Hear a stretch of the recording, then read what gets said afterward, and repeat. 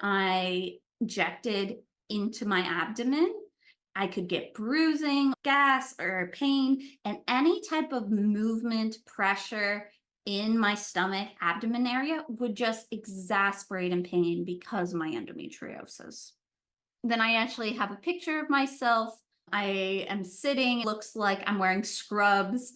I have a heating pad on my stomach. I have my computer where I was switching between trying to understand all the medications that change every single day. It was a very complicated schedule, probably studying world or doing some questions at the same time because I was in clinicals. I then have a picture of my stomach from the first cycle, but it gave a good idea of what my stomach looked like.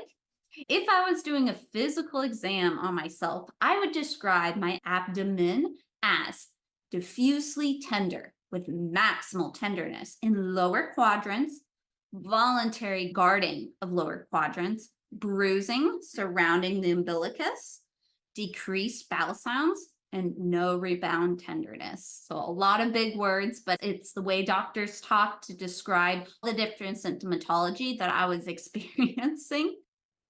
So if for some random reason you have that, it could be injections. And I have 3 different medications: Novarel, Menopur, and Leuprolide. Novarel is HCG hormone.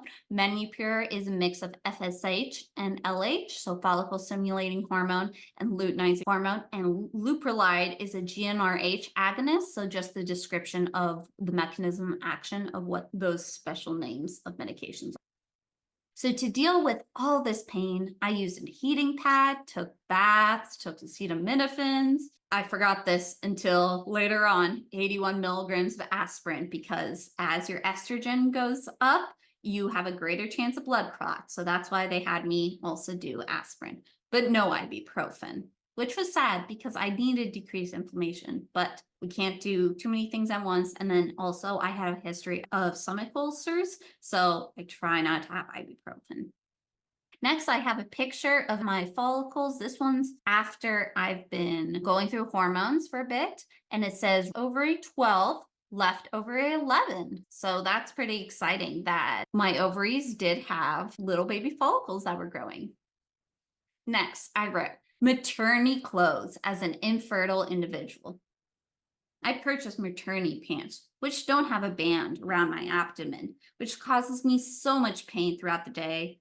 No jeans, no leggings, and sometimes even scrubs I definitely can't have. A lot of mixed emotions while having to purchase these pants, while dealing with infertility and not having kids in the future. It's so painful to look at myself wearing these pants because it's not like I'm pregnant nor fat, just in pain. This is explaining when I wear maternity clothes, which was really hard that I had to get maternity clothes when I was infertile and I wasn't actually pregnant. So very emotionally difficult experience to be going into a section where people are very happy and, oh, when's your baby? How, like, when are you due? And then I was like, oh, I'm actually not pregnant yet. And I'm actually not doing this to get pregnant right now. It was emotionally very hard. I would get these infertility pants, which is helpful because it put the least amount of pressure on my stomach, which, as I mentioned, was super bloated and painful. So I'd wear them on the days that I had the endometriosis flares, during the follicle stimulation, or just for my hypertonic pelvic floor pain.